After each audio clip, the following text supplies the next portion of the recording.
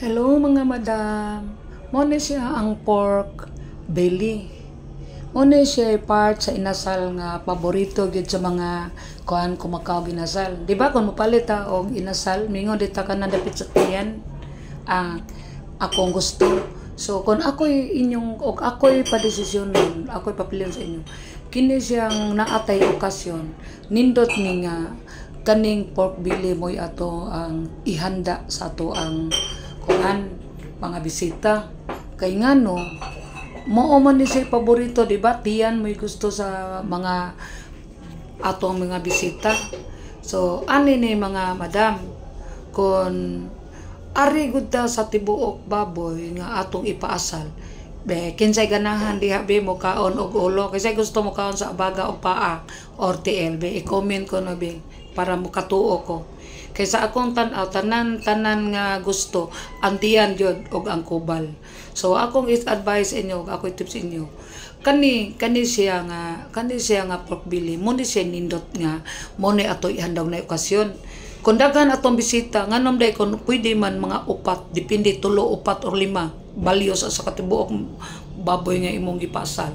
Unya ako tips inyo, og kamo kita gid ang mogasto sa lamas, kita ang magpaluto. Kay ngano para dili tipiron. Nya kanina ni ron kanang magpa mo kuan ka order ka og tiyan. Ayaw pa kuha sa tambok. Kana ba ang silbing impilya? Kay mao man siya magda og lami sa imong inasal, mura bitong magbantika imong inasal. Siyempre og ari gud mo order sa lechon belly gumandan.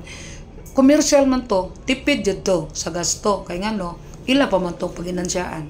So, muna ako tip sa inyo, gusto mo nga maganda kana, kay dili siya gid magamo-gamo.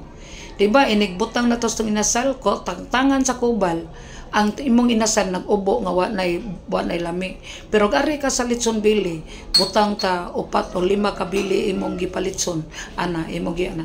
Usa nimo ka abwa, una nimo ba ay ni karot ato kuha pa kas ikaduha. Diba? Kuha ka sa katulong, imo mga bisita bisag napay nawahi, dili gamo, nindot pagyapon ang imo ma-serve.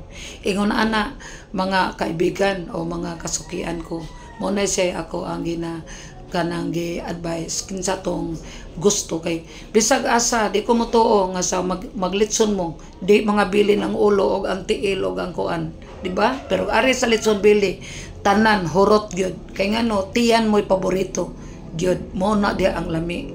So ingon ana ra gyud ang akong itip sa inyo. Kumingon ta nga kuan parihara kay ang tibok inasal dako sa kainag mabayad.